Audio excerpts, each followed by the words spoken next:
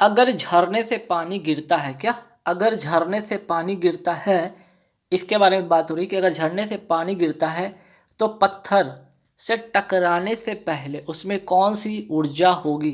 ठीक है, पानी जो गिरेगा इसमें कौन सी ऊर्जा होगी। देखिए यहाँ पे चीज़ समझिएगा, एक तो मैंने दूसरा क्वेश्चन में भी एक और यहाँ पे मेंशन किया, पत्थर से टकराने पर, पत्थर से क्या टकराने पर या टकराने के बाद तब कौन सी ऊर्जा होगी। आप सभी को यहाँ पे पहले चीज़ समझिएगा यहाँ पे कि पानी में क्या होता है, गतिज ऊर्जा। पानी में क्या होता है, गति, और गति से होता है गतिज ऊर्जा। और चूंकि इसमें वाटर के मॉलिक्यूल होते हैं तो आपस में क्या होता है, घर्षण होता है। क्या होता है, आपस में घर्षण होता है। और जब ये किसी चीज़ से टकराते हैं तो क्या उत्पन्न करते हैं, ऊर्जा। क्या, ऊर्जा। तो बात टकराने से, क्या टकराने से पहले, ध्यान दीजिएगा बात, टकराने से पहले पूछा है तो हो जाएगा गतिज ऊर्जा। क्यों, टकराने से पहले तो वाटर फ्लो हो रहा था, अब फ्लो वाटर में गति होती है। लेकिन अगर सवाल यहाँ पे अगर आपसे ऐसे पूछ दे, टकराने पर या टकराने के बाद, तब उष्मा ऊर्जा उत्पन्न होती है या घर्षण, क्योंकि घर्षण से ही तो उष्मा उत्पन्न होती है ना। तो यहाँ पे उष्मा ऊर्जा निकलती है। ठीक है, क्या उत्पन्न होता है, उष्मा ऊर्जा। तो ये बात ध्यान रखिएगा। सवाल इसी तरह से घुमा अगर आपसे पूछे जाएंगे एग्जाम में तो तैयार रहिए आप लोग। ठीक है, और मैं यहाँ पे एक और चीज़ लिखा हूँ, जरा समझिएगा। अगर झरने से पानी गिरता है तो पत्थर पर, ठीक है, अगर झरने से पानी गिरता है तो पत्थर पर गिरने के बाद, क्या पत्थर पर गिरने के बाद उसकी ऊर्जा में परिवर्तन होता है।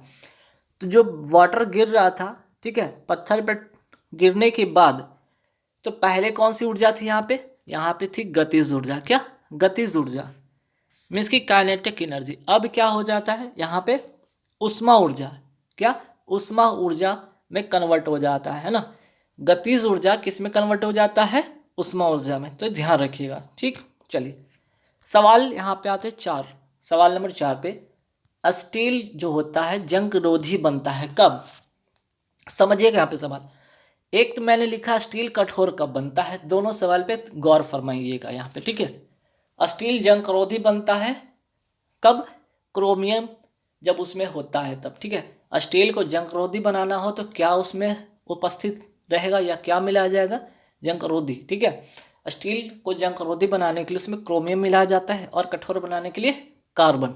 ठीक है, लेकिन ध्यान रखिएगा अगर ऑप्शन में क्रोमियम नहीं रहे, अगर ऑप्शन में क्रोमियम नहीं रहे तो क्या आप करेंगे, कार्बन को टिक करेंगे। ठीक है, कार्बन को टिक करेंगे, ऐसा नहीं कि नन ऑफ दिस कर देंगे, है ना। ऐसा नहीं कि आप क्या करेंगे, नन ऑफ दिस नहीं करेंगे। ठीक है, अगर ऐसा सवाल आ जाए कि कार्बन भी रहे और क्रोमियम भी रहे, अगर कार्बन भी रहे क्रोमियम भी रहे तो प्रायोरिटी आप किसको देंगे, क्रोमियम को प्रायोरिटी देंगे। ठीक है, तब क्या होगा, अगर क्रोमियम और कार्बन दोनों हो तो किसको प्रायोरिटी देंगे, क्रोमियम को। ठीक है, नहीं रहने पर फिर कार्बन। तो चीज़ें समझिएगा यहाँ पे बहुत सिंपल था। स्टील जो को जंग रोधी बनाने के लिए क्रोमियम, स्टील को कठोर बनाने के लिए कार्बन। देखिए अब देखिए बहुत ही most important question, time of flight. ठीक है, उड्डयन काल का सूत्र। पहले उड्डयन काल के सूत्र से पहले समझिएगा। अगर हम यहाँ पे बात करते हैं क्या, प्रोजेक्टाइल मोशन की मैं बात करूँ, ये प्रोजेक्टाइल मोशन की मैं बात कर रहा हूँ।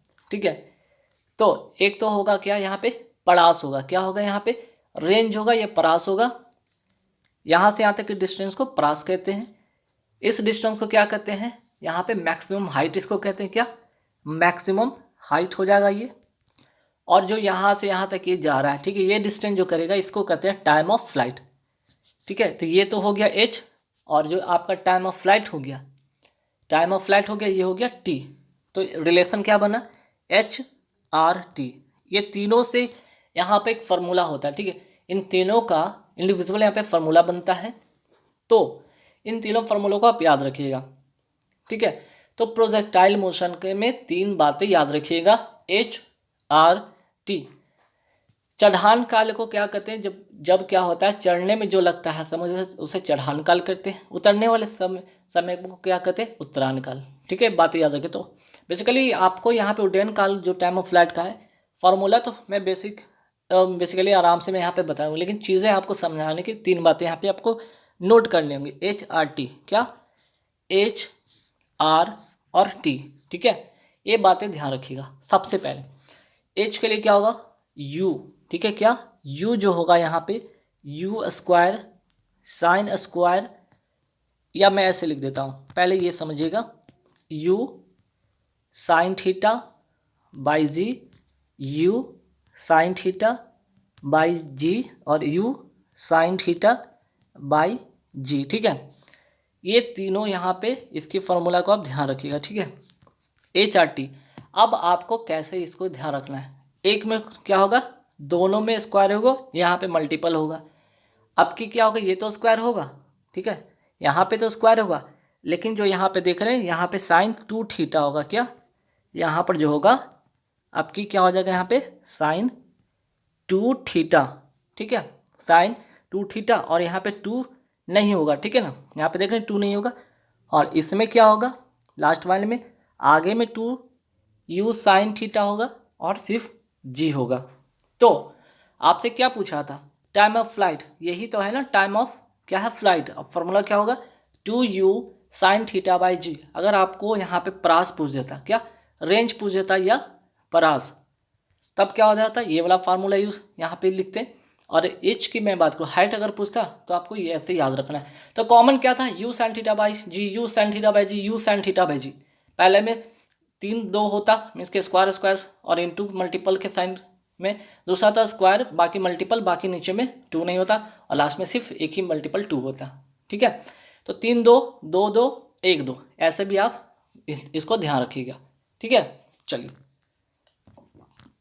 नेक्स्ट जो क्वेश्चन है कि अगर प्रक्षेप क्या, अगर प्रक्षेप गति में परास का मान महत्तम ऊंचाई के 4 गुने के बराबर हो, क्या महत्तम ऊंचाई के 4 गुने के बराबर हो, तो क्या कह रहा है, प्रक्षेपण कोण कितना होगा, है ना, प्रक्षेपण कोण कितना होगा ये आपको बताना है, ठीक है। देखिए आपको यहाँ से कैसे फाइंड आउट करना होगा ये समझिएगा, ठीक। तो देखिए क्या लिखा है यहाँ पे, प्रास मीन्स की रेंज, फिर कह रहा है कि का मान महत्तम ऊंचाई के 4 गुने के बराबर है किसके, 4 गुने के, क्या महत्तम ऊंचाई। तो मैंने अभी आपको फार्मूला बताया था, आर का मीन्स की परास का क्या फार्मूला होता है, यहाँ पे आपको यहाँ पे होता है ये U square sine 2 theta, HRT मैंने बताया था 2 थीटा बाई जी, ठीक है। और इसके बाद 4 का 4 रह जाता है, H का मैंने क्या बताया, HRT मीन्स कि U स्क्वायर साइन स्क्वायर और क्या होता लास्ट में 2G। अब इसको थोड़ा सा काटना होगा आपको, कैसे कटेगा देख लीजिए। पहले तो यहाँ पे समझिए, यहाँ पे U स्क्वायर का U स्क्वायर कैंसिल हो गया, G से G कैंसिल हो गया, 2 दूना 4, ठीक है। बचता कि यहाँ पे आपका साइन 2 थीटा, क्या साइन 2 थीटा बराबर 2 साइन स्क्वायर थीटा, ये तो बचता है ना, इतना ही बचता। अब आगे देखिए साइन 2 थीटा का क्या फॉर्मूला होता है, 2 साइन थीटा इंटू, ठीक है, इंटू क्या कॉस थीटा बराबर 2 साइन स्क्वायर थीटा। अब यहाँ क्या होता है, 2 से 2 कैंसिल, एक साइन थीटा से एक साइन थीटा, तो बच जाता क्या कॉस थीटा, क्या cos theta by sine theta equal to 1, ठीक है। और कॉस बाई साइन को क्या लिखते हैं हम लोग, टैन थीटा लिखते हैं, टैन थीटा बराबर 1, ठीक है। तो 1 कब होता है, जब हम टैन 45 का मान रखते हैं, तो थीटा बराबर क्या आ जाएगा 45। तो 45 डिग्री का आंसर होगा, क्या 45 डिग्री का आंसर होगा। प्रक्षेपण कोण जो होगा कितने डिग्री का होगा, 45 डिग्री का, ठीक है। चलिए नेक्स्ट है कि कोई पिंड 1 मीटर की ऊंचाई से गिराया जाता है तथा 36 सेंटीमीटर उछलता है, गिराया जाता है तो कितना सेंटीमीटर उछलता है, 36 सेंटीमीटर उछलता है। तो जो यहाँ पे प्रत्यवस्था गुणांक है का मान पूछा गया है, ठीक है।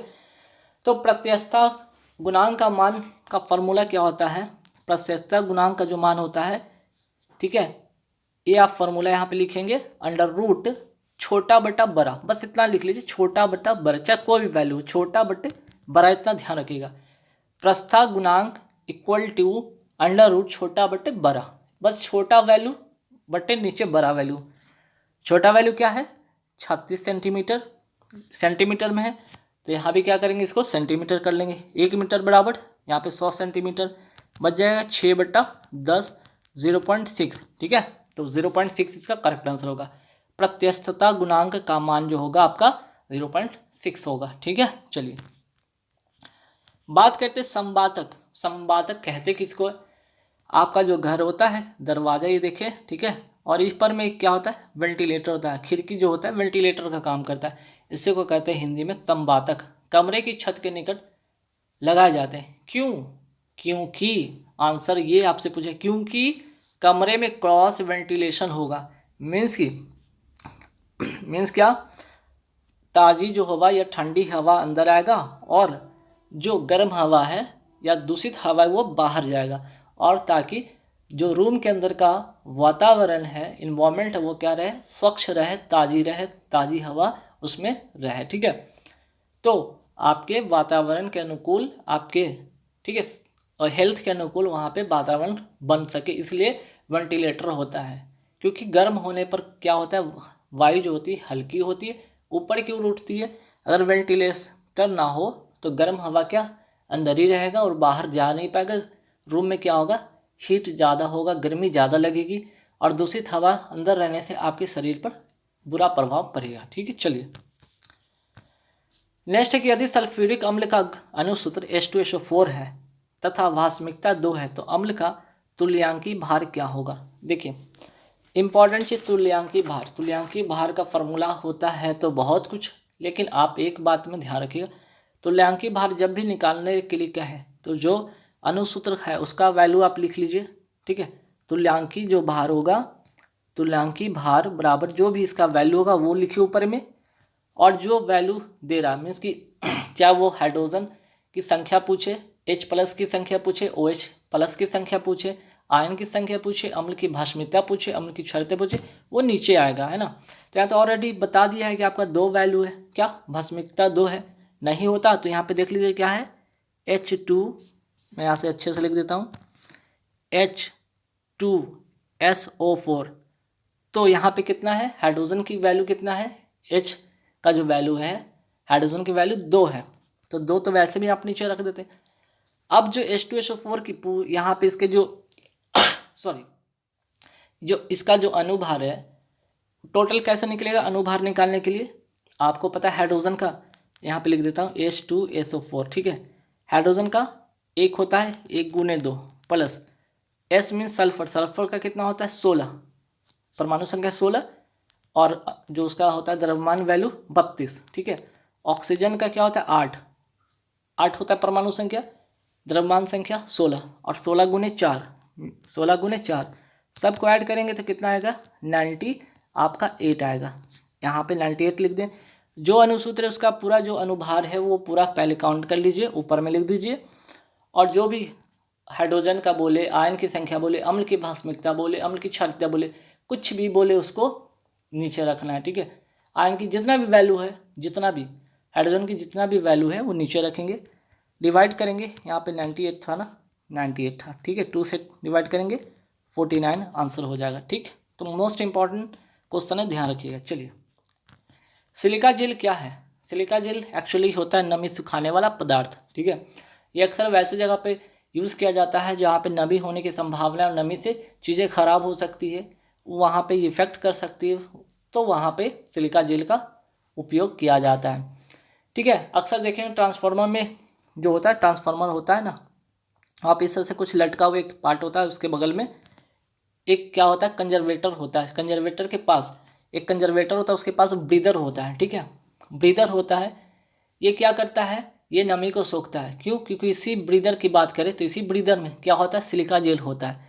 इसी ब्रीदर में क्या होता है, जो यहाँ पे ब्रीदर होता है ना, इसी में क्या होता है, सिलिका जेल होता है, ठीक है, जो कंजर्वेटर के पास होता है। और क्या करता है, ये एक्चुअली में ब्रीदर का काम ही है सांस लेना, ठीक है, और इसी के अंदर होता है नमी सोखने वाला। जब ये सांस से लेता है तो इसमें जो भी नमी आ जाती है उसको क्या करता है, सोखता है, ठीक है।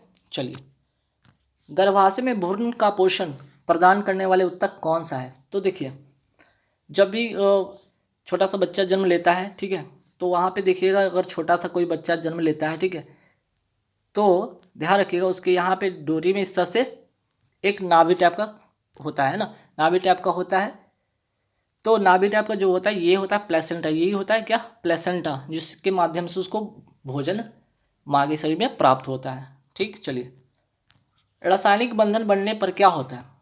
देखिए कोई चीज़ में यहाँ पे रासायनिक बंधन की बात हो रही है, रासायनिक बंधन बनने पर हमेशा क्या होता है, ऊर्जा बाहर होती है। क्या, ऊर्जा बाहर होती है। ठीक है, बात करें शुक्राणु स्पर्म बनते कहाँ पे हैं, टेस्टिस में। क्या, टेस्टिस में, ये टेस्टिस होता है, यहीं पे क्या बनते हैं, शुक्राणु बनते हैं। ठीक है, मेल पार्ट का ये पार्ट है। ठीक है, तो इसी में यहाँ पे बनते हैं शुक्राणु, ये मेल पार्ट हो गया। ठीक है, मेल जो रिप्रोडक्टिव पार्ट है वहाँ पे ये बनता है। चलिए नेक्स्ट क्या कि शराब पीकर वाहन चालन के शोषण परीक्षण में, जब आप अक्सर देखते हैं कि पुलिस चेकिंग लगाती है, उसके हाथ में एक मशीन होता है, आपके मुंह में क्या लगाकर चेक करता है कि आप पी रखी या नहीं।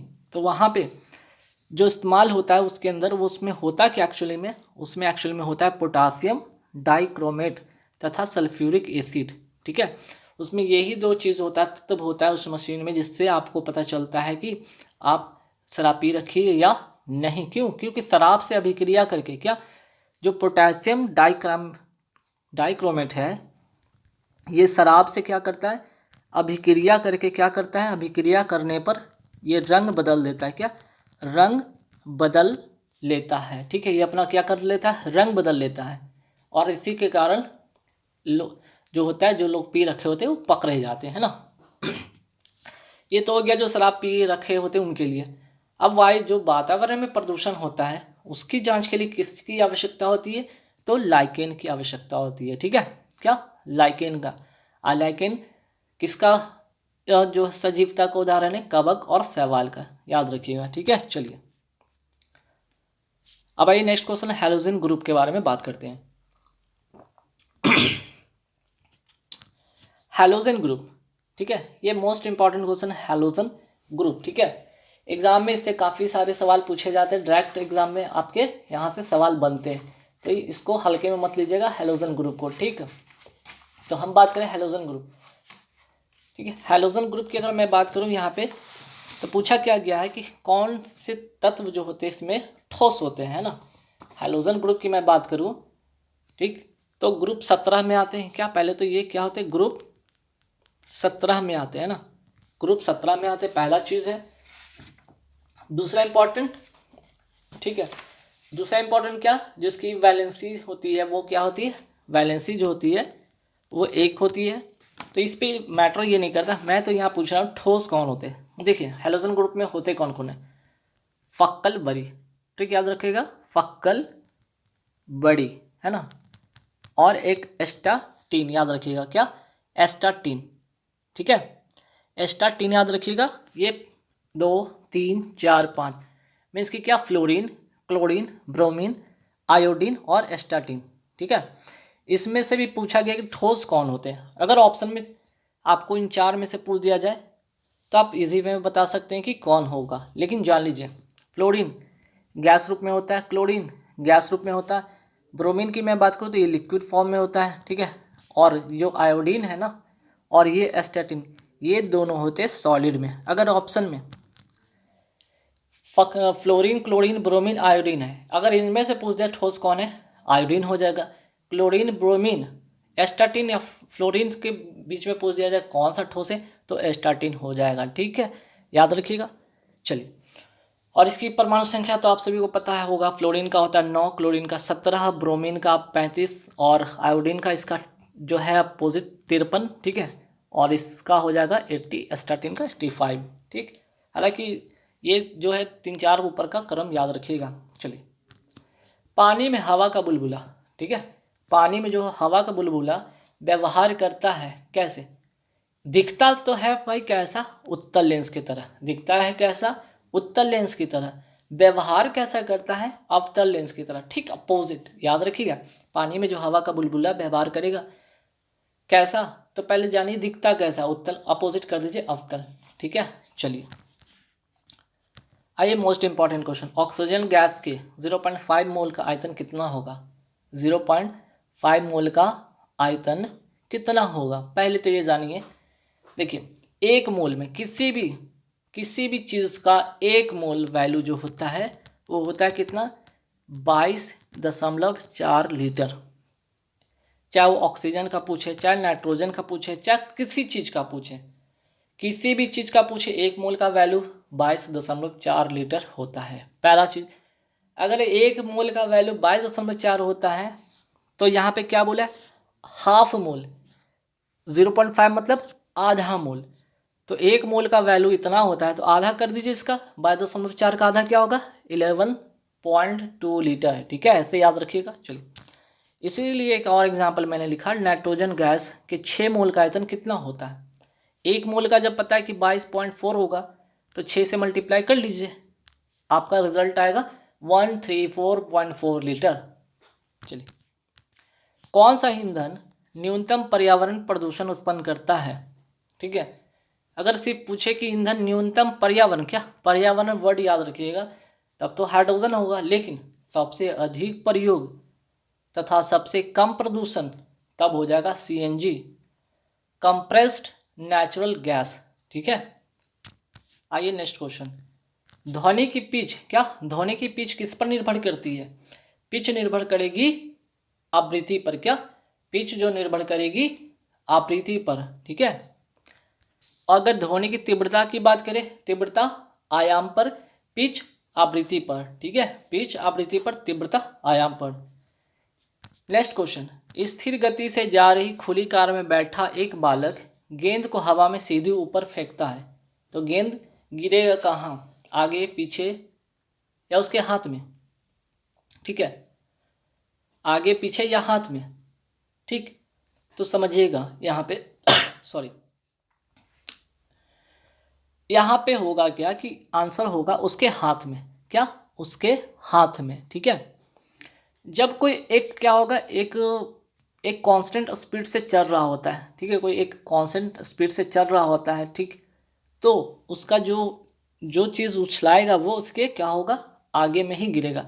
लेकिन एकाएक आगे बढ़ा लेगा, एकाएक जो है अपनी गति को बढ़ा लेगा, तो क्या होगा, अभी तो इसके क्या हाथों में गिरा, अगर एकाएक तेज कर ले तो इसके पीछे गिरेगा, और अचानक कम कर ले, मंदन कर ले, ठीक है, एक्सीलरेशन को कम कर ले तो आगे गिर जाएगा। ठीक है ना, तीन कंडीशन, एक्सीलरेशन कांस्टेंट स्पीड पे चलेगा तो उसके हाथों में गिरेगा, अचानक से बढ़ा लेगा तो क्या होगा, पीछे की ओर गिरेगा, और थोड़े मंद कर लेगा, एक्सीलरेशन को क्या करेगा, कम कर लेगा तो आगे की ओर गिर जाएगा। ठीक है, बात समझ में आया। ठीक है, तो सवाल सिंपल था कि स्थिर गति से जा रही खुली कार में बैठा एक बालक गेंद को हवा में सीधे ऊपर फेंकता है, तो गति क्या होगा, स्थिर गति से। वर्ड यहाँ पे ध्यान रखिए, कांस्टेंट स्पीड से जा रहा हो, तो अगर कांस्टेंट स्पीड से जा रहा हो तब कंडीशन ही होगा, लेकिन अचानक से स्पीड को घटाता बढ़ाता रहेगा तो चीज़ें बदलेगा, अचानक से बढ़ा लेगा पीछे की ओर गिर जाएगा, अचानक से कम कर लेगा आगे की ओर गिर जाएगा। ठीक है, चलिए, दो निकायों के बीच उष्मा की प्रवाह की दिशा, उष्मा की प्रवाह की दिशा निर्भर करेगा किसके बीच के। तो जब दो निकाय की बात हो रही है, बीच में उष्मा की प्रवाह हो रही है, तो दिशा का निर्भर करेगा किसके, किसके पर ध्यान रखिएगा, तापमान में अंतर के कारण। क्या, तापमान में अंतर के कारण। तो इसलिए मैं और भी चीज़ें यहाँ लिखा हूँ, जैसे विद्युत धारा, विद्युत धारा की मैं बात करूँ, प्रवाह की अगर दिशा किस पर निर्भर करेगा, तो विभव के अंतर के कारण। द्रव की प्रवाह की दिशा किस पर निर्भर करेगा, स्तर जो होता है, उसके जो स्तर होता है, ठीक है, हाई लेवल टू, क्या, high level to low level, है ना। कोई भी चीज़ अगर ये पानी से भरा है, एक और यहाँ पे टैंक पानी से, वैसे पाइप लगा दें तो क्या होगा, ये हाई टू लो हो गया, तो लेवल में क्या होगा, अंतर के कारण प्रवाह की दिशा इसी वजह से इस पर निर्भर करेगा। और गैस में घनत्व, ठीक है, डेंसिटी में डिफरेंस के कारण। तो चार बातें, दो निकाय के बीच उष्मा का प्रवाह, टेम्परेचर में डिफरेंस के कारण, विद्युत धारा की बात करूं विभव के अंतर के कारण, द्रव में स्तर में अंतर के कारण, गैस घनत्व के अंतर के कारण। ठीक है, चलिए देखिए, मोस्ट इंपॉर्टेंट क्वेश्चन, फ्लेमिंग के दाएं हाथ का नियम। ठीक है, दाएं हाथ का नियम किसके लिए कार्य करता है, दाएं और बाएं दोनों बात याद रखिएगा। यहाँ पे बाएं हाथ का भी मैंने लिखा है, दाएं बोले तो जनरेटर और जनरेटर क्या करता है, विद्युत धारा उत्पन्न करता है। ठीक है, किस बल के द्वारा, विद्युत वाहक बल के द्वारा, इलेक्ट्रोमोटिव फोर्स के कारण। ठीक है, वही अगर आपसे पूछा कि बाएं हाथ का नियम किस पर निर्भर करता है, मोटर किसके लिए कार्य करता है, तो मोटर के लिए।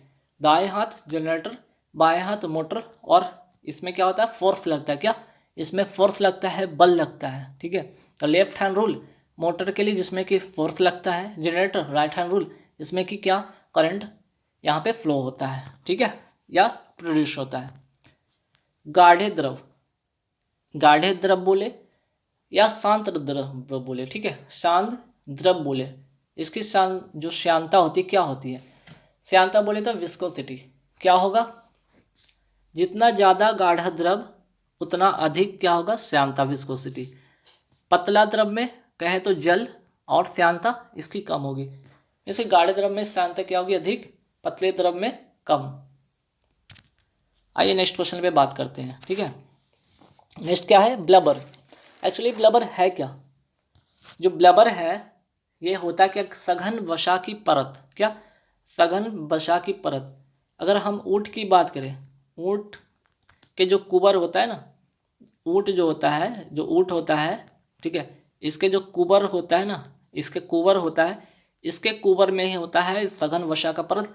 या खूब मोटा व्यक्ति, क्या खूब मोटा व्यक्ति जब फैटी हो जाता है तो क्या हो जाता है, सघन वसा की परत जम जाता है, और इसी को कहते हैं ब्लबर। ठीक है, चलिए।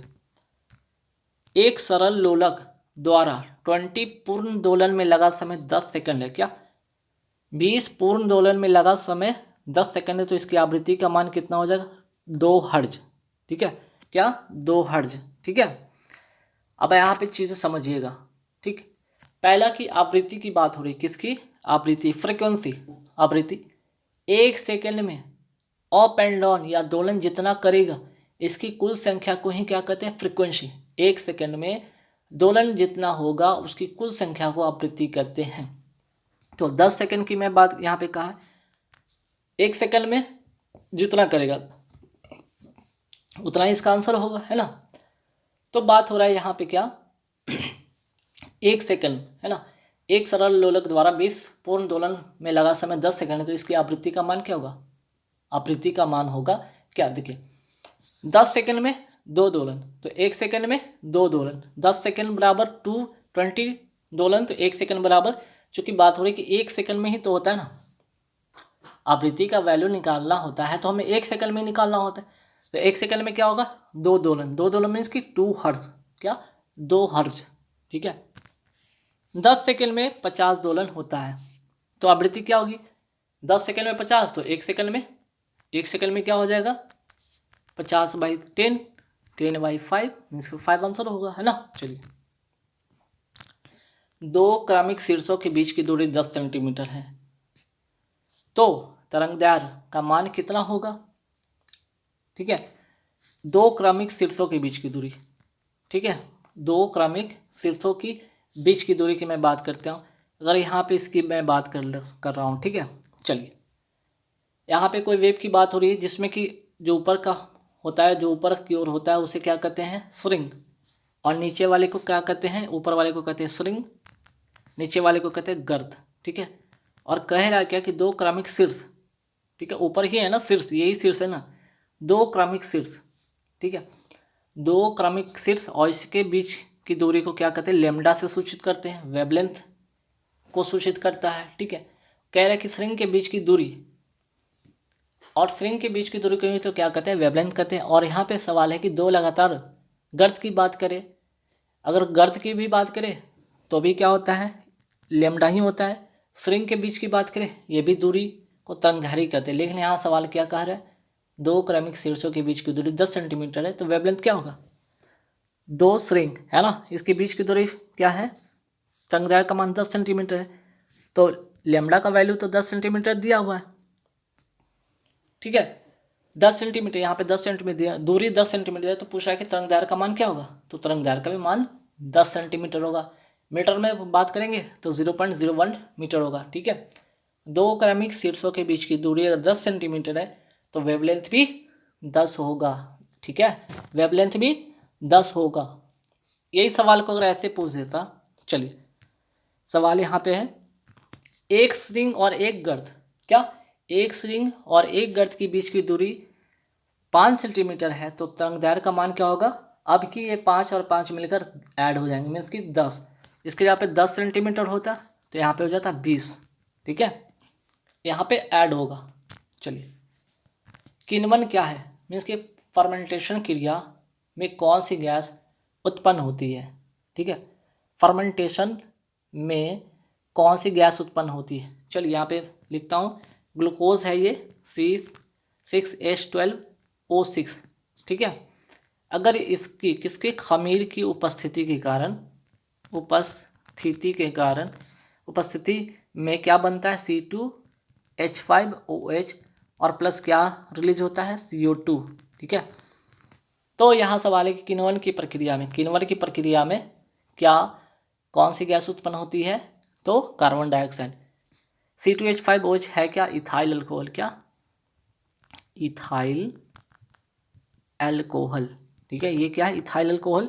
और ये क्या है आपका ग्लूकोज, ये क्या है आपका ग्लूकोज। बहुत इंपॉर्टेंट सवाल है, ध्यान रखें। ग्लूकोज को खमीर की उपस्थिति में क्या उत्पन्न होता है, एक तो इथाइल अल्कोहल बनता है, दूसरा कार्बन डाइऑक्साइड रिलीज होता है। और यहाँ याद रखिएगा, ये जो खमीर है ना, ये खमीर ये क्या करता है, उत्प्रेरक का काम करता है, उत्प्रेरक, यही होता है उत्प्रेरक, ठीक है। चलिए अब भाई यहाँ पे इंपॉर्टेंट चीज समझेंगे, तत्व की मैं बात कर रहा हूँ। तत्व जो होता है, अगर जिसके अकेले सूत्र होता है, ट्रिक है क्या, अकेले सूत्र को तत्व कहते हैं, जैसे लोहा, तांबा, सोना, चांदी, Fe, कॉपर, Au, Ag, ठीक है, बात समझे। अगर बात करें यौगिक बोल दे तो 2 या 2 से अधिक सूत्र को यौगिक कहते हैं, जैसे कि जल, ग्लूकोज, है ना, जैसे कि H2O हो गया। अभी ग्लूकोज मैंने लिखा था C6H12O, क्या O6, है ना, ये था ना C6H12O6। तो देख रहे हैं 2 या 2 से अधिक सूत्र को यौगिक कहते हैं, जिसमें जल भी है। कई बार सवाल में ये भी तो आया है ना, जल क्या है, यौगिक है या मिश्रण, यौगिक। और मिश्रण की अगर बात करें तो मिश्रण का कोई सूत्र ही तो नहीं होता है, जैसे हवा का कोई सूत्र नहीं होता है, शरबत नहीं, कांच, पीतल, ठीक है। लेकिन हाँ, पीतल 2 चीज़ों से बनकर, 2 क्या है, धातुओं से मिलकर बनता है, इसलिए बनता है मिश्रण। किसका मिश्रण है, ये मैं आगे बताया हूँ, ठीक है। फ्यूज तार की रेटिंग किसमें व्यक्त की जाती है, ठीक है। फ्यूज तार की रेटिंग या दक्षता बोलिए, रेटिंग बोलिए या क्या कहिए इसको, दक्षता। ऐसे में आपको मशीन के भी बारे में बताऊंगा, बड़े मशीन के बारे में बताऊंगा, फ्यूज के बारे में बताऊंगा, स्विच के बारे में बताऊंगा, बैटरी के बारे में बताऊंगा, ठीक है। तो फ्यूज की अगर मैं बात करूं, इसकी जो क्षमता होती है, दक्षता होती है, एम्पियर में व्यक्त की जाती है। वही फ्यूज तार की मैं बात कर लूँ, फ्यूज तार से बात कर ही रहे तो किसका मिश्रण है, ये टीन और लेड का है, ठीक है। SnPV का क्या है, मिश्रण है। हाई रेसिस्टेंस एंड लो इसकी मेल्टिंग पॉइंट होती है, क्या पॉइंट होती है, ठीक है, लो मेल्टिंग पॉइंट होती है। भाई मैं बात करूँ पीतल किसका मिश्र धातु होता है, कॉपर और जिंक का, जिसमें कॉपर 70%, 30% जिंक होते हैं। कांसा मीन्स ब्रॉन्ज, कॉपर और जिंक और टीन का होता है मिश्रण 90% और 10%, ठीक है। लेड की मैं बात करूँ, चलिए लेड की बात हो ही रही है तो लेड, ठीक है, लेड की मैं बात कर ही रहा था, तो लेड किसका है, इसके लेड का एस का नाम क्या है, गैलेना, ठीक है। लेड के एस का नाम है गैलेना, PVS, क्या PVS, ठीक है। टीन के एस का नाम है केसीटेराइट, SnO2, क्या SnO2। पारा का इसका नाम है सिनेबर, SgS, ठीक। वह तत्व जो ना तो ऑक्सीकारक है ना ही अवकारक, क्या ना तो ऑक्सीकारक है और ना ही क्या है अवकारक, ना ऑक्सीडेशन है ना रिडक्शन, तो इसका इलेक्ट्रॉनिक विन्यास क्या होगा। तो ध्यान रखिएगा, जिसकी बाहरी कक्षा में क्या हो, बाहरी कक्षा की मैं बात कर लूँ, ठीक है। यहाँ पे ध्यान रखिएगा, जिसकी बाहरी कक्षा में, जिसके बाह्यतम कक्षा में कितने इलेक्ट्रॉन हो, 8 इलेक्ट्रॉन हो, क्या जिसके बाहरी कक्षा या बाह्यतम कक्षा में कितने इलेक्ट्रॉन हो, 8 इलेक्ट्रॉन हो, ऐसे जो तत्व होंगे ना वो कहलाएंगे क्या, ना तो ऑक्सीकारक ना अवकारक।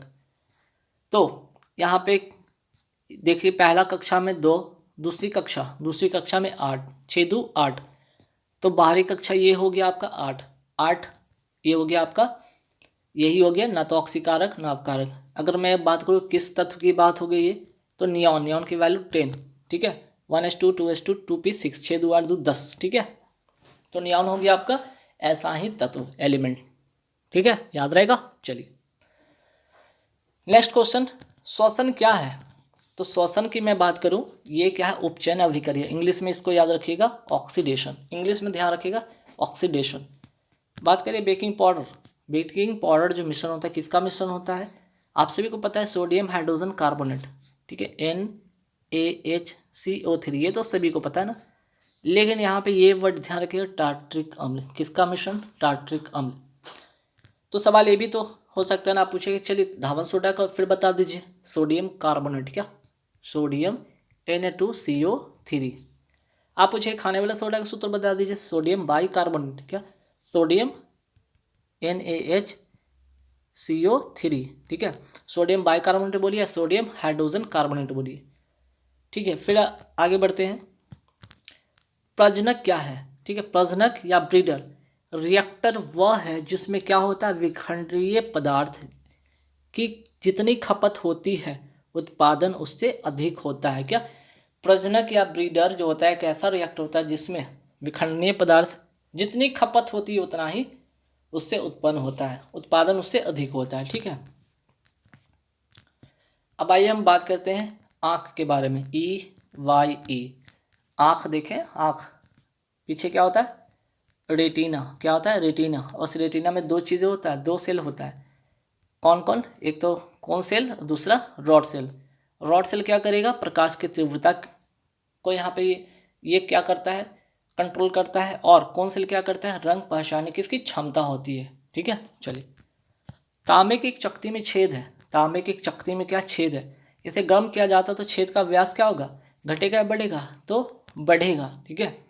क्या होगा, चारों तरफ से क्या होगा, अगर ये इसको गर्म करेंगे तो ये क्या होगा, फैलेगा, ठीक है, क्या होगा, फैलेगा, ठीक। चलिए 1 किलोवाट बराबर कितना जूल, 1000 जूल पर सेकेंड, लिखना नहीं भूलिएगा, ठीक है, 1000 जूल पर सेकेंड, ठीक है। आइए यहाँ तक बातें समझ आएगी, 1000 जूल पर सेकेंड, ठीक है, क्योंकि वाट को क्या लिखते हैं ना, अगर मैं आपको ऐसे समझाऊं 1 किलो वाट मीन्स का आप कैसे लिखेंगे, 1 का 1, किलो का 1000, और वाट का क्या होता है, वाट का जो आप लोग फार्मूला लिखते हैं ना, इक्वल टू क्या, वाट बाई सैम, P बराबर W/T।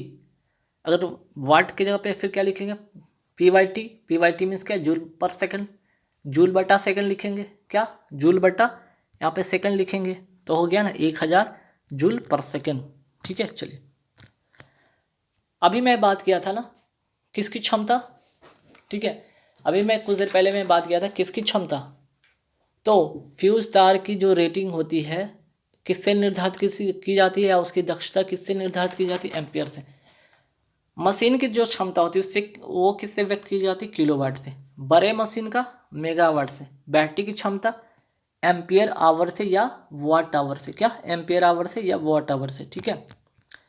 अभी तो यहाँ पे बात हुआ था 1 किलोवाट बराबर 1000 जूल, लेकिन 1 किलोवाट आवर रहा तो 1 घंटे में कितना होता है, 3600 सेकंड होता है ना, ठीक है। क्योंकि जूल पर सेकंड मैंने बताया था ना, पावर का जो होता है वाट बाई टाइम, उसका जो मात्रक होता है जूल पर सेकंड, ठीक है। तो वो जूल पर सेकंड, सेकंड के लिए हम 3600 से यहाँ पे क्या करते हैं, डिवाइड करते हैं, तो यहाँ पे जो बनेगा वैल्यू क्या बनेगा, यहाँ पे देखिए कैसे कैसे क्या क्या होगा, ठीक है। देखिए 1 किलो वाट आर, एक का तो 1 होगा, किलो का फिर से 1000 होगा ही होगा, वाट का क्या लिखेंगे, वाट को तो जूल सेकंड लिखेंगे, आवर का क्या लिखेंगे 3600 क्या सेकंड, ऐसे ना लिखेंगे, सेकंड सेकंड कट गया, ठीक है। और क्या यहाँ पे बचा 3600, क्या बचा 36 इंटू कितना जीरो, 10 पे पावर 5, क्या 10 पे पावर 5 जूल, ठीक है।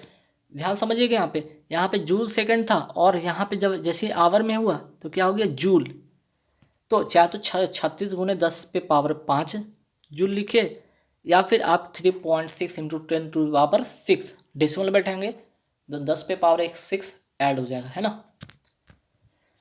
अब अगर आपसे पूछे कि 1 किलोवाट बराबर तो इतना जूल होता है, तो 5.5 किलोवाट आवर क्या होगा, मल्टीप्लाई कर दीजिए। वैल्यू 19.8 इंटू 10⁻6 जूल या 198.10 इंटू 10⁻5 जूल होता है, ठीक है। आइए वर्क के बारे में जानते हैं, मोस्ट इंपॉर्टेंट छपने वाला क्वेश्चन। वर्क का फॉर्मूला क्या था, वर्क बराबर एफ इंटू कॉस थीटा, क्या F S into cos theta, ठीक है। चलिए पूछ रहा है कि कार्य शून्य कब होगा, जब आपका फोर्स क्या हो, शून्य हो जाए, तब पूरा वर्क जीरो। डिस्प्लेसमेंट शून्य हो जाए, विस्थापन शून्य हो जाए, तब जीरो। थीटा का मान क्या हो, 90 डिग्री हो जाए, तब शून्य हो जाएगा, है ना। ये 3 कंडीशन, फोर्स शून्य तो वर्क शून्य, डिस्प्लेसमेंट मीन्स कि विस्थापन विस्थापन विस्थापन शून्य तो वर्क भी शून्य, वर्क भी क्या शून्य, है ना। और थीटा का मान 90 डिग्री तो वर्क भी जीरो, ठीक है। ये 3 कंडीशन होगा।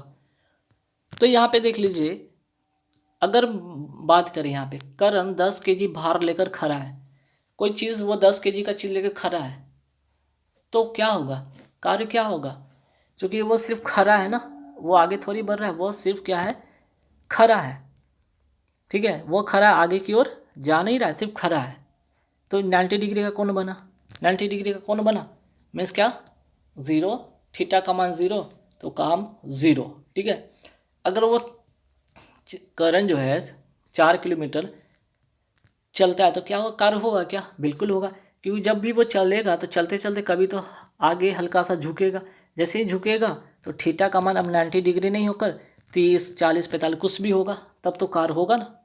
एक कुली बस से कार तक वजन लेकर जाता है तो कुली भी तो हल्का चलते चलते ऐसा तो नहीं कि एकदम स्ट्रेट चलेगा, कभी तो हल्का झुकेगा झुकेगा, बस कुछ तो कार होगा ही होगा, ठीक है। चलिए सवाल, कार्य करने की क्षमता को क्या कहते हैं, क्षमता बोले तो ऊर्जा और दर बढ़े तो शक्ति, ध्यान रखिएगा।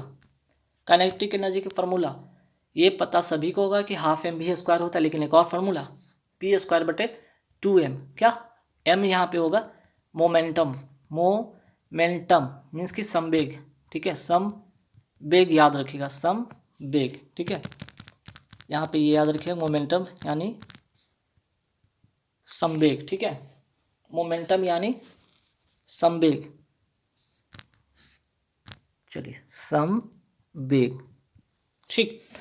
बोल रहा है कि अगर वेग दुगना हो जाए, ये जो वेग है ना, अगर आप इसको दुगना करेंगे तो काइनेटिक एनर्जी क्या होगा, 4 गुना हो जाएगा। ये एक सवाल डायरेक्ट एग्जाम में पूछा गया है। अगर संवेग दुगना हो जाए, मीन्स ये नहीं, आपकी ये पूछा है, संवेग दुगना हो जाए तो काइनेटिक एनर्जी, चलो इधर से नहीं ऐसे घुमा देते, अगर संवेग दुगना हो जाए तो काइनेटिक एनर्जी आधा होगा, क्यों, ये डिवाइड में है ना, इसलिए ये आधा हो जाएगा। स्थितिज ऊर्जा को गतिज ऊर्जा में परिवर्तन, अगर बात करें कि स्थितिज ऊर्जा को गतिज ऊर्जा में परिवर्तन का उदाहरण बताइए, तो एक पेंडुलम का झूलना, क्या, एक पेंडुलम का झूलना। अगर ये यहाँ पे था, अभी यहाँ पे था, ठीक है, पेंडुलम कहाँ पे था, यहाँ पे था, ठीक है। तो यहाँ पे पूछा है कि जब पेंडुलम इस यहाँ पे था तो पोटेंशियल एनर्जी था, स्थिर था, ये क्या पोटेंशियल एनर्जी था, स्थिर था। फिर तो क्या था, स्थितिज ऊर्जा था, और जब यहाँ से यहाँ तक दोलन करने लगा तो इसमें क्या आ गया, गति आ गया, काइनेटिक एनर्जी। तो एक पेंडुलम का झूलना, ठीक है। अब आते हैं फ्यूज तार। फ्यूज तार के बारे में मैंने बताया कि किसका मिश्रण होता है, Sn प्लस Pv, है ना, यही तो इसका मिश्रण होता है। तो परिपथ में जोड़ने से क्या होता है, जोड़ने से अन्य उपकरण को बचाता है, ये तो ठीक है, लेकिन मोस्ट इम्पॉर्टेंट किस श्रृंखला क्रम में जोड़ा जाता है, तो श्रृंखला क्रम में, क्या श्रृंखला क्रम में जोड़ा जाता है, ठीक है। फ्यूज में FUSC आता है ना, तो F और S से याद रखेगा फ्यूज से, और S से सीरीज में, ठीक है। ए मीटर में विद्युत धारा मापने के लिए श्रृंखला क्रम में जोड़ा जाता है, किसको मापा जाता है, विद्युत धारा को, और ये भी श्रृंखला क्रम में जोड़ा जाता है, ठीक है।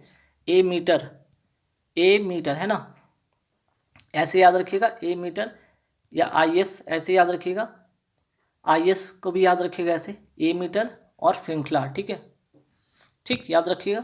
चलिए गैल्वेनोमीटर क्या कहता है, छोटे विद्युत प्रवाह और वोल्टेज की उपस्थिति को पता लगाना, और ये भी श्रृंखला।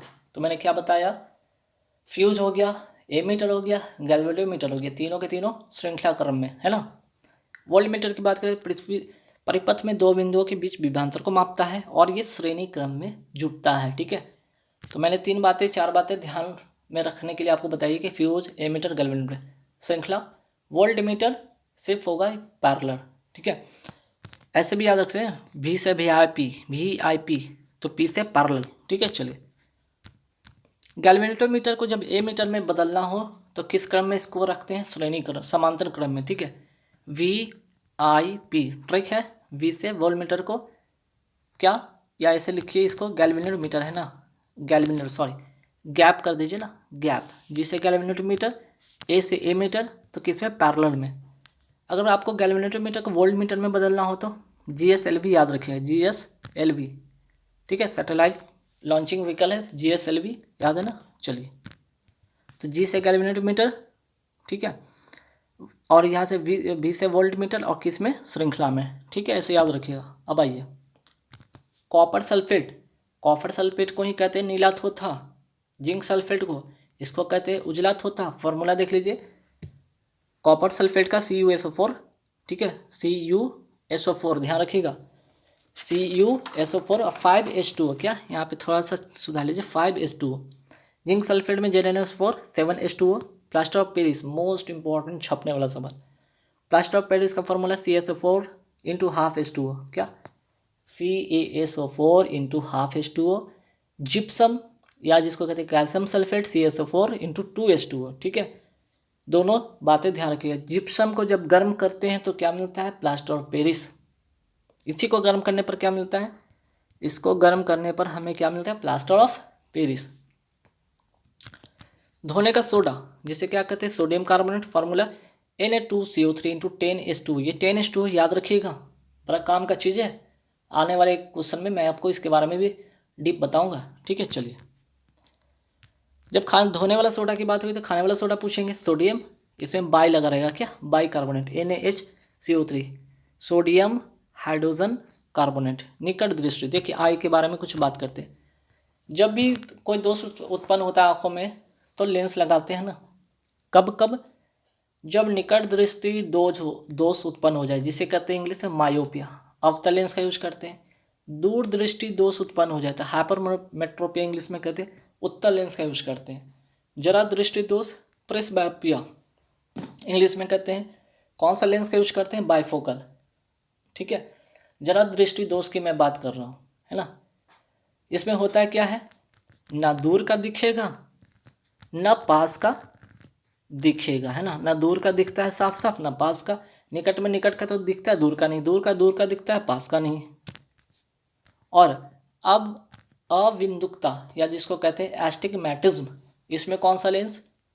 सिलिंड्रिकल। इसमें होता क्या है ना, वर्टिकल तो दिखता है, ये वर्टिकल दिखता है, लेकिन हॉरिजॉन्टल जो होता है ना, यहाँ पे चीज़ समझिएगा, क्षैतिज दिशा में दिखता है। वर्टिकल मीन्स के हॉरिजॉन्टल दिखता है, वर्टिकल नहीं दिखता है। ठीक है, उदग्र की मैं बात करूँ, ऊपर ऐसे करके देखेंगे तो नहीं दिखेगा, सामने सामने की चीज़ें तो दिखेगा। ठीक है, चलिए रेत और चीनी के मिश्रण कैसा मिश्रण है? विजातीय मिश्रण। पानी और चीनी का मिश्रण सजातीय मिश्रण। ठीक है, क्योंकि दोनों आपस में घुल जाते हैं और इसे भौतिक विधि द्वारा फिर अलग किया जा सकता है। क्या? पानी और चीनी को भौतिक विधि द्वारा अलग कर सकते हैं, या रेत और चीनी को भौतिक विधि द्वारा अलग कर सकते हैं। विजातीय मिश्रण है। पानी और चीनी को एक में मिला दे तो क्या होता है? सजातीय मिश्रण बन जाता है ना। वही बात करते हैं कोलाइडी विलयन का उदाहरण क्या है? दूध और रक्त। क्या? दूध और रक्त कैसा है? ये कोलाइडी विलयन का उदाहरण है। ठीक है, निलंबन सस्पेंशन का उदाहरण नाले का पानी। डाल्टन का सिद्धांत किस नियम पर आधारित था? रासायनिक संयोजन पर आधारित था। और पहला परमाणु सिद्धांत भी कौन दिया था? डाल्टन ने दिया था। रासायनिक संयोजन पर आधारित था और पहला परमाणु सिद्धांत भी डाल्टन ने दिया था। कार्बन डाइऑक्साइड के 1 मोल में कितना अणु? बहुत इंपॉर्टेंट चीज। सबसे पहले CO2 दिख रहे हैं, ये क्या है? फॉर्मूला है। ये क्या है? 2 या 2 से अधिक फार्मूला। कार्बन भी है, इसमें ऑक्सीजन है, तो ये हो गया यौगिक। यौगिक अगर होगा तो ध्यान रखिएगा, यहाँ से पॉइंट, यौगिक का सूक्ष्मतम कण, यहाँ पे मैंने लिखा भी इसलिए यौगिक। यौगिक का सूक्ष्म कण क्या कहलाता है? अणु। और तत्व का सूक्ष्म कण क्या कहलाता है? परमाणु। तो यहाँ पे यौगिक है ना, तो 1 मोल बराबर होता क्या है? 1 मोल बराबर 22.4 लीटर, या इसको 6.022 10⁻23 अणु या अणु हो गया, या परमाणु, अणु या फिर परमाणु या फिर आयन। ठीक है, तो अणु कब? जब यौगिक होगा, जब यौगिक होगा, और जब तत्व होगा तो परमाणु। ठीक है, तो 6.002 × 10⁻23 अणु। ऑप्शन में परमाणु भी रहेगा, यहाँ पे ध्यान रखिएगा, यहाँ पे परमाणु भी होगा, तो गलती से टिक नहीं करेंगे, ये चेक कर लेंगे यौगिक है कि तत्व है। अब देखिए यहाँ पे मैंने आयरन लिया, तो ये क्या है? ये है आपका तत्व। क्या है? ये है आपका तत्व, क्योंकि एक ही फार्मूला है ना, 2 फार्मूला नहीं है। एक फार्मूला है, एक सूत्र हो तो तत्व, 2 से अधिक सूत्र हो तो यौगिक, और कोई सूत्र ना हो तो मिश्रण। ठीक है, और इसका फार्मूला क्या हो जाएगा? आपकी इसमें क्या होगा? 6.022 × 10⁻23। यहाँ पे परमाणु लिख लीजिएगा, परमाणु। ठीक है, चलिए, जल के 0.5 मोल में परमाणु की संख्या कितनी? अब 1 मोल में तो पता है ना, 1 मोल की मैं बात कर रहा हूँ। 1 मोल में कितना होता है? यहाँ पे लिख लीजिएगा, 1 मोल में कितना होता है? सबको पता है कि 6.022 × 10⁻23। यहाँ पे 0.5 से मल्टीप्लाई कर लीजिए 6 में, और 10⁻23। दशमलव के बाद की वैल्यू को काउंट मत कीजिए, 6×5 = 30, मीन्स कि 3 × 10⁻23 आंसर। आइए, उर्ध्वपातन, सब्लिमेशन। क्या? Sublimation, most important question. ठोस से क्या होता है? सीधे गैस में परिवर्तित हो जाता है। एग्जाम्पल इसी में से आएगा, इसके बाहर तो आएगा ही नहीं। छाप लीजिए, कपूर हो गया, गंधक या सल्फर कहिए, एंथ्रासीन, नेफ्थलीन, आयोडीन, अमोनिया। ठीक है, चलिए, कार्बोहाइड्रेट, प्रोटीन एवं वसा का पूर्ण पाचन कहाँ होता है? आंसर होगा छोटी आंत में, बड़ी आंत नहीं, छोटी आंत में। आंतरिक गति जो होती है निर्धारित कौन करता है? अंदर में जो गति होती है, जैसे कि कुछ हलचल होने पे, कुछ ऐसे एक्टिविटी होने पे आपके दिल धक धक धक धक करता है, ये आंतरिक गति है, इसी को कहते हैं हार्ट। और इम्प्लांटेशन, इम्प्लांट जो टेशन है, प्रक्रिया है। कैसी प्रक्रिया? एक गर्भाशय के लाइनिंग से युग्मनज का जुड़ना। इम्प्लांटेशन का मतलब ही होता है जुड़ना या युग्मित करना। ठीक है, युग्मित, क्या? युग्मित करना। ठीक है, ध्यान रखिएगा। चलिए, और सवाल है आगे? नहीं, तो यहाँ पे हो गए 100+। क्या 100 सवाल तो हो ही गया। ठीक है,